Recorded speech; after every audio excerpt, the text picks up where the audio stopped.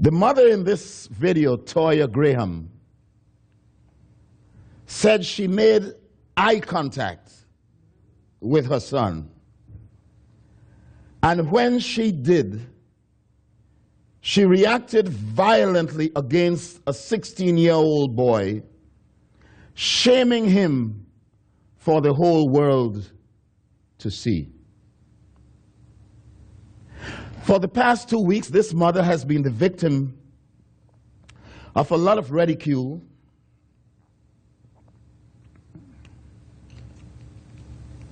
and also praise.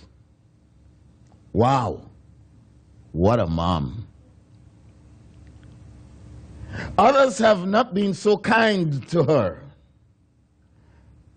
They have said that the shame that was brought on this young man would scar him for life. Okay, whatever. Sure you're right. Always remembering that his mother's violent act is the way that people deal with their problems. As I see it, we have spent too much time on this mother's reaction and not enough time on the sociological and systemic dysfunction that culminated in such action. We have forgotten that it is eye contact with the police that caused Freddie Gray to begin to run from the police that eventually ended his life. We have forgotten the legacy of white supremacy, a history of cultural violence that devalues black life at every turn.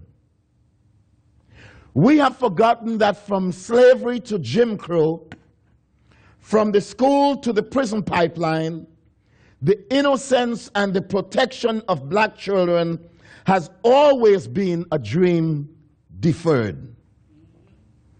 We have forgotten that whether they throw rocks at the police, whether they burn down the CVS, whether they join gangs, whether they walk home from the store with candy in their pockets, listen to rap music in a car with friends, whether they play with a toy gun in a park or simply make eye contact with the police officer, they risk being killed and blamed for their own deaths because black youths are rarely viewed as innocent or worthy of protection.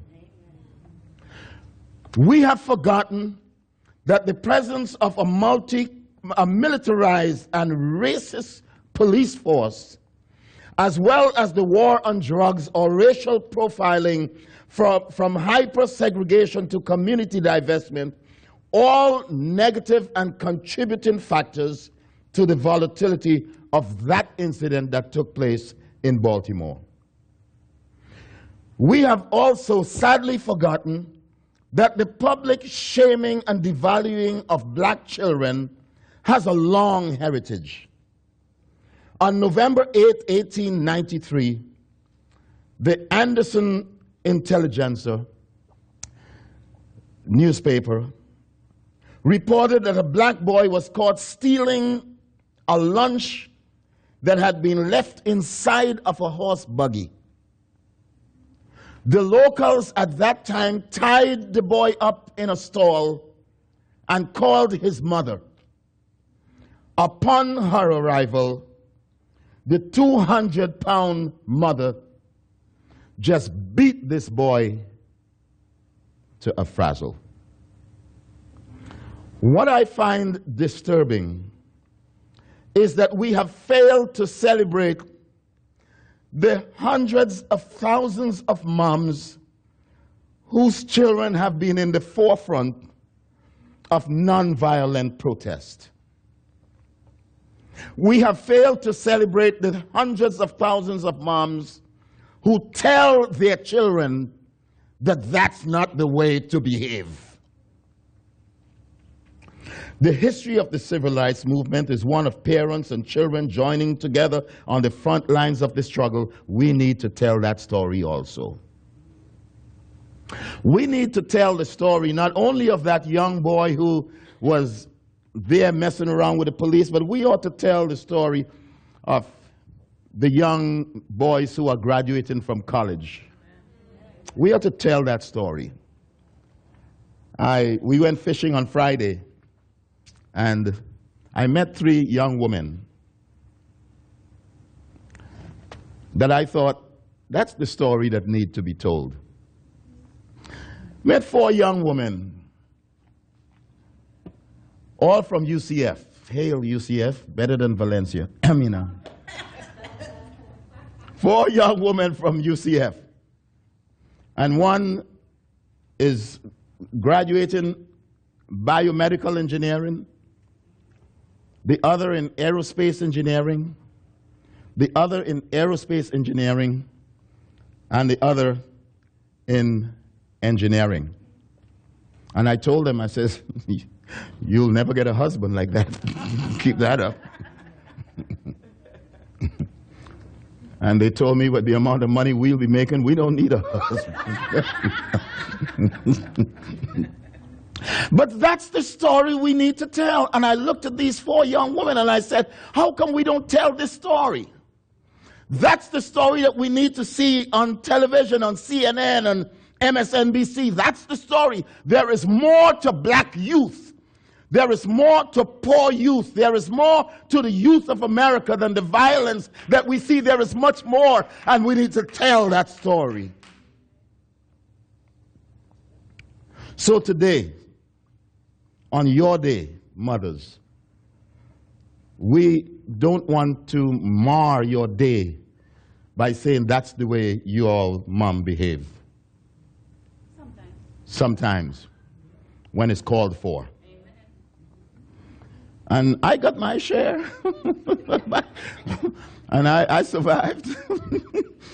I got my share, and I survived, and I turned out pretty good, I would say. You know, if my mother came around, she would say, you all don't know, but she would also say on the other side of her mouth, thank God I whipped his butt. It reminds me of the woman, the sharecropper.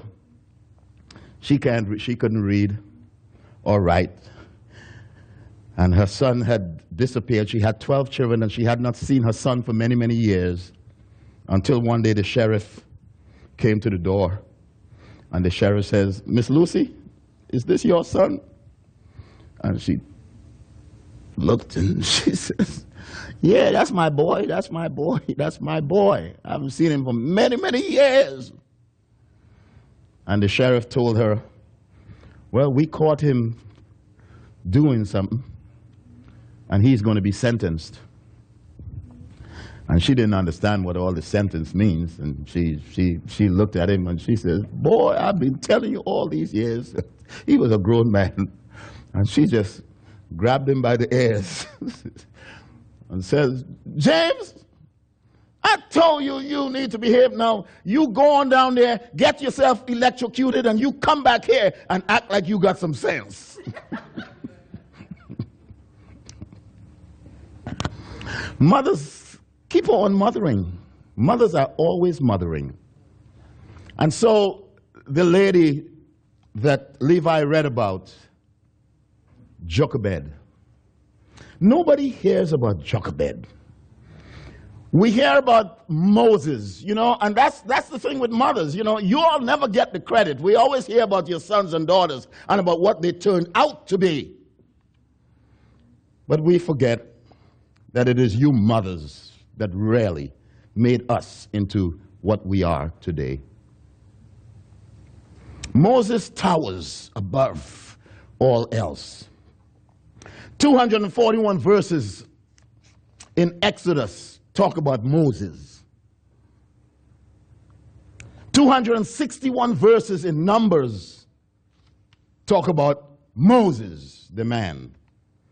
36 verses in Deuteronomy talk about Moses. 51 verses in Joshua talks about talk about Moses. 47 verses in the historical books talk about Moses. The book of Psalm mentioned Moses 37 times, but just a few verses mention Jochebed. But yet the story of Jochebed is a tremendous story. It's a story of a woman who, a mother, in the midst of circumstances that other people will abort or destroy. But here was a mother pregnant, and in the midst of her pregnancy understood quite well that there was a decree that all boy children must be killed. They didn't have, I don't know what you call the thing that you find out whether you have a boy or girl, ultrasound or sonogram, or they didn't have that in those days. And the morning came when they found out that she had a boy.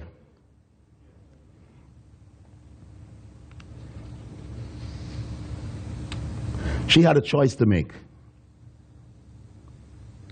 Either I break the law or I obey the law. She had a decision to make that day. I know what the law says. The law says that all boy children must be destroyed. And she brought a boy into the world, and she looked at that little boy and she says, you know, I'm going to break the law. What a tough decision she had to make. And so that there are three things I want to mention about what makes a great mother. And Gene, nothing that I say, I have you in mind. I'm not casting any aspersions. But I have you in mind.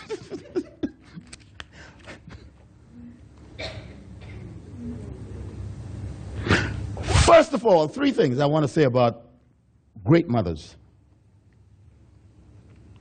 The early account says, she looked and she saw that her son was a goodly son. And because of that, she decided she was going to keep the son. For 3 months, she decided, I'm going to just hide this boy because this is a goodly boy. What I see here is that a great mother always sees potential in their children. A great mother doesn't see what the child does right now, doesn't see the snotty nose, doesn't see the broken chinaware, doesn't see any of those things, doesn't see the failing grades. A good mother always looks all the way down the road and sees potential when nobody else can see potential. That's what a good mother does. That's why good mothers are always crying. That's why good mothers are always in tears. Because good mothers understand the vicissitudes of life, the challenges of life. Good mothers always understand that my child is going to get there, but there are so many barriers in the road, and I wish they will not. Good mothers always say, I can see the potential if only Jim will hurry up and grow up overnight. As a matter of fact, good mothers are always more patient than fathers. Good mothers always say, I'm going to hang in there, and fathers say, I ain't hanging in. And I want to thank God for that instinct that mothers have, that maybe childbearing does that. Maybe more men should have children of their own. Maybe in the next life, men should have children. And maybe we will understand the pains and the pangs of childbirth. And for some reason, women can hang in there because they see the potential in their children, even when us fathers don't. And so I salute you, mothers, for always seeing the potential. Oh, he's a goodly child. Or the possibilities of what Moses, and she could have said when she was hiding Moses in the palace, she was hiding Moses, and still she said, no, I'm going to hide him because I see potential in him. Solomon was the same. Even when Pharaoh's wife says, no, no, no, kill them. Hagar, remember Hagar? Hagar, because of the evil of Abraham, Hagar was the maid. And Sarah told Abraham, I don't think I can have any children. Why don't you go in and have an affair with the maid? Hagar was her name. And Hagar became pregnant, and Hagar brought a child into this world. And his son is Ishmael. The beginning of the Arab nation. And while they lived in the house, there was this, while these two women were pregnant in the same house, there was this constant jealousy and envy that took place. Because here is Rebecca in the house, and here is Hagar in the house, and both of them are pregnant. And they are thinking, and then Ishmael is born, and Isaac is born, and then they finally, Abraham finally says, no, I'm going to have to, this woman got to go. And she goes, Sarah rather, and she leaves, and Hagar leaves. But Hagar remained with Ishmael because Hagar says, I see possibilities in him. And what a great guy he turned out to be, not bad. The beginning of the Arab nation as we know it. A good mother sees possibilities. A good mother sees tomorrow. Looks beyond. But there is something else about a good mother. A good mother is ingenious.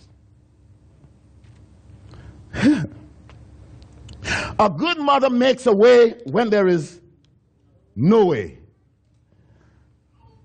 My father left home when I was 10. But boy, my mother was a genius. I mean, she made bake out of, when I knew there was no flour in the house. I didn't know where flour came from. When mom will send you to go by the neighbor and get some sugar. Go by the neighbor and get some salt. Go by the neighbor and get some ice. That's when you're really poor. You're really poor when you know you use ice twice.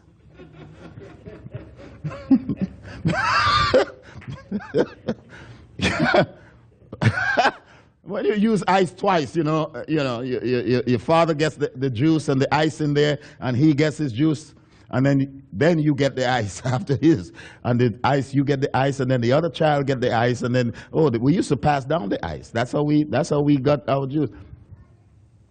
But mothers are so ingenious, they make a way when there is no way. Shoes that you never thought the shoes had another life. All of a sudden the shoe re-emerges, looking like something else, looking brand new. Why? Because mothers are ingenious. I don't know how many times my pants were patched,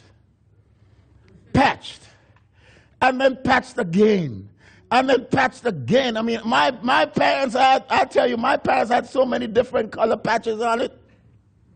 I used to hide cloth so my mother wouldn't patch the pants no more.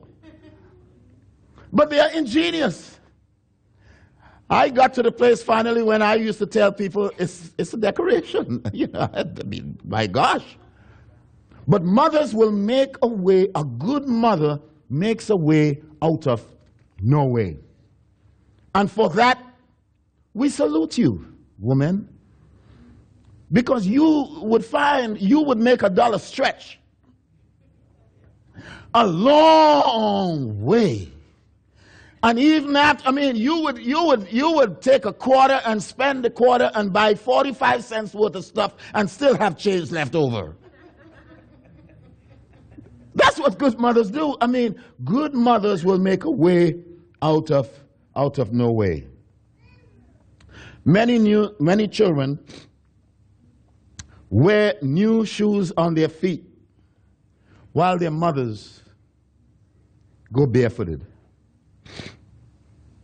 Many girls wear new dresses to school without noticing how their mothers got new items.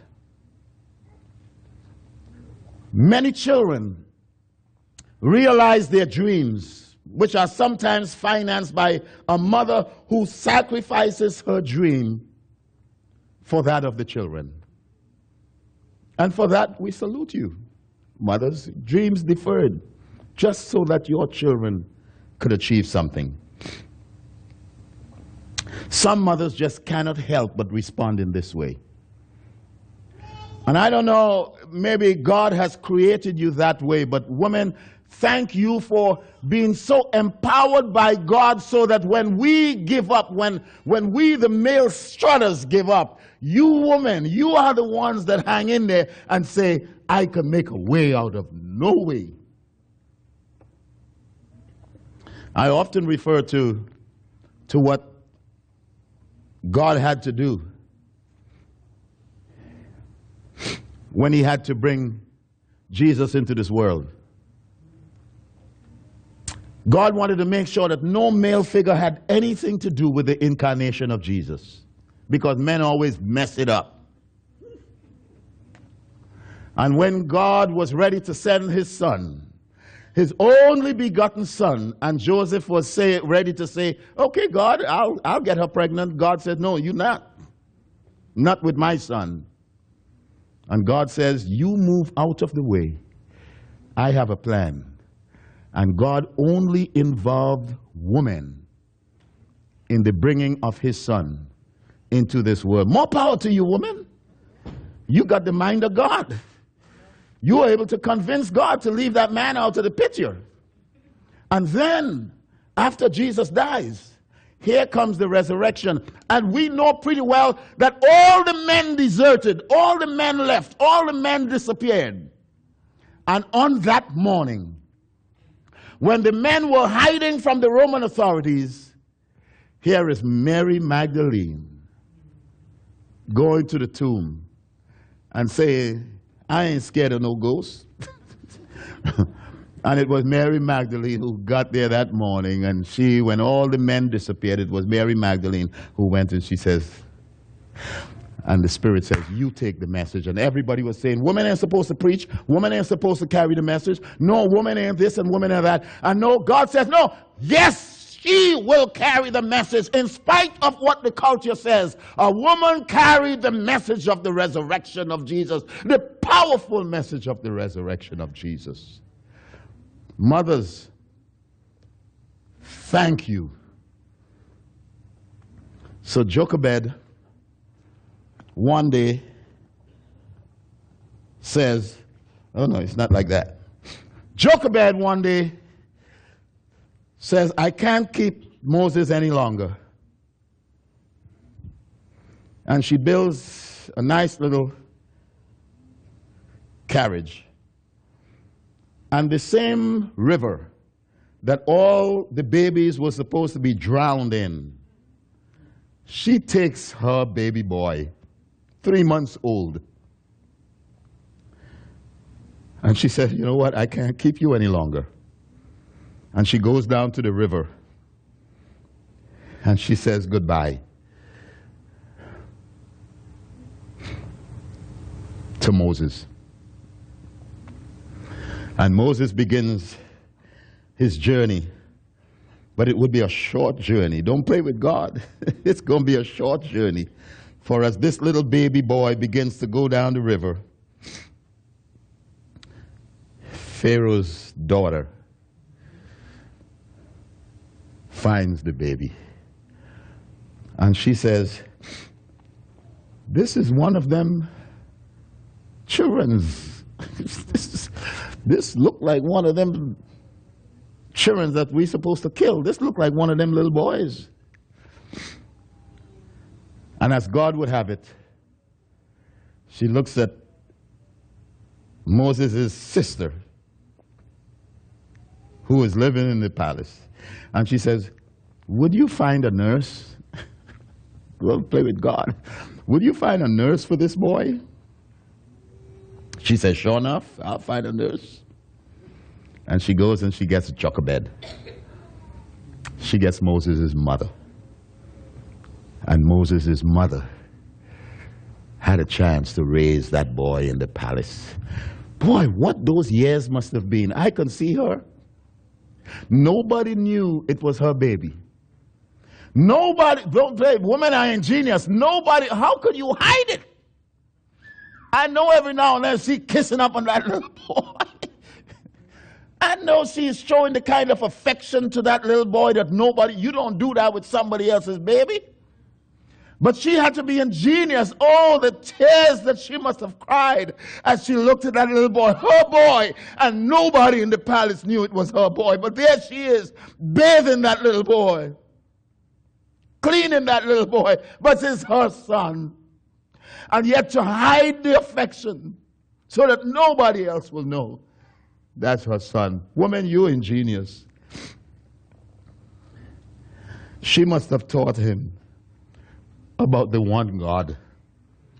In the midst of a heathen palace, she must have taught him. I can see him now, see her now, singing, yes, Jesus loves you. Well, she didn't sing that because Jesus hadn't come yet. But I know she was singing something. But I can see her now singing those songs. There ain't no God but Elijah or whatever. And singing and teaching that little boy about her God. And the reason why that boy grew up to be the liberator of Israel is because that mother was placed there by God, unknowing to anybody else. But she did what she was supposed to do. So that leads me to my third point. Great mothers, first of all, see potential in their children that nobody else sees. Secondly, great mothers will make a way out of no way. But thirdly, great mothers know that their ultimate confidence is in God. Great mothers know that when they have done all that they could do, great parents say, I'm turning you over to God.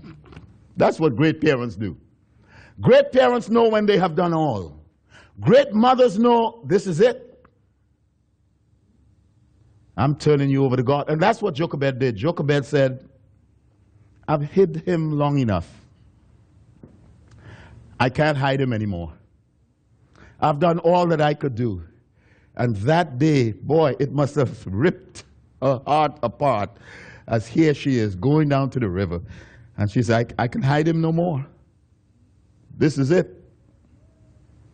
Leave all to the providence and to the mercy and to the grace of the Almighty God. And she put him there and she says, that's it.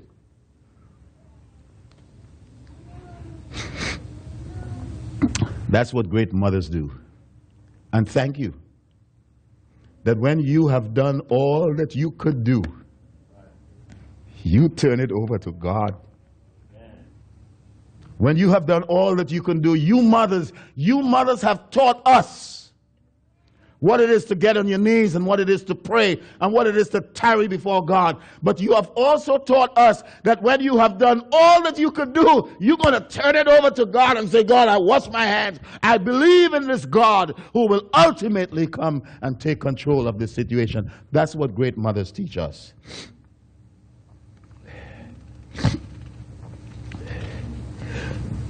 Great mothers teach us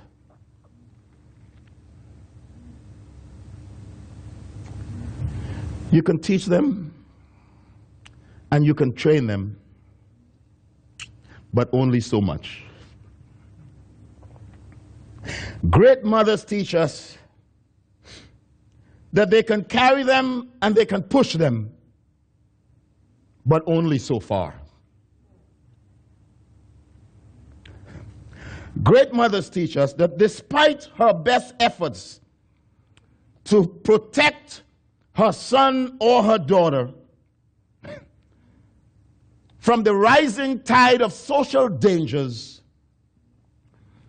the good mother knows that there comes a time when she must set her child in that river, knowing quite well that there must be a God somewhere.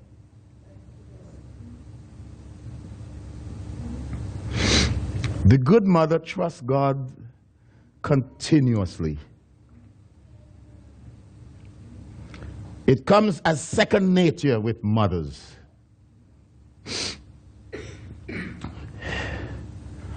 I believe that men have a long distance call to God and women have a local call. Men will call and call and call and call because it's always long distance, because we are the non-affectionate type. Women make that local call look like as soon as they pick up the phone, God is right there. And that's why mothers teach us that I'm going to go as far as I can go, but ultimately, boy, I'm going to leave you up to God. I hated when my mother said that. Whenever my mother reached to the place where she said, I'm turning you over to God, I say, please don't, don't do that.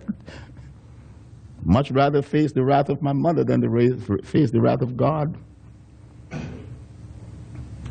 In a world where confusion is primary and peace is secondary, we must learn to trust God, as Jochebed did.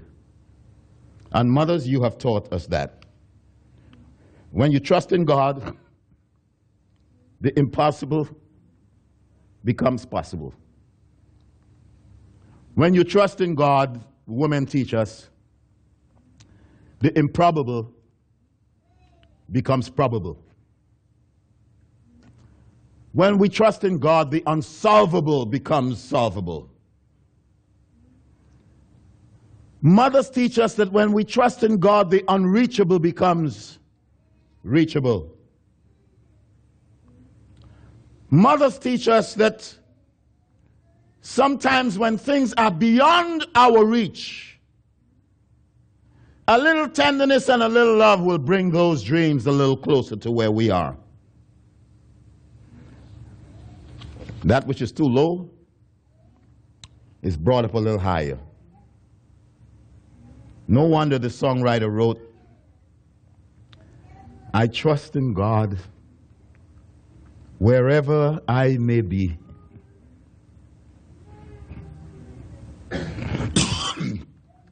On mountain peak or on the stormy sea. Though come what may, from day to day, my Heavenly Father watches over me. No mother can make it if she doesn't keep her hand in God. Thank you, mothers, for teaching us that. No mother can make it unless she learns how to lean on the everlasting arms of God. I learned how to lean and depend on Jesus by observing how mothers do it. So on this Mother's Day, I say thank you, mothers, for the lessons that you teach. The teachers, you all have something called the teachable moment. Thank you, mothers, because unknowing, you all have teachable moments for us hard-headed men. And when we see you deal with your children, with our children, every day and every incident becomes a teachable moment. Keep teaching us.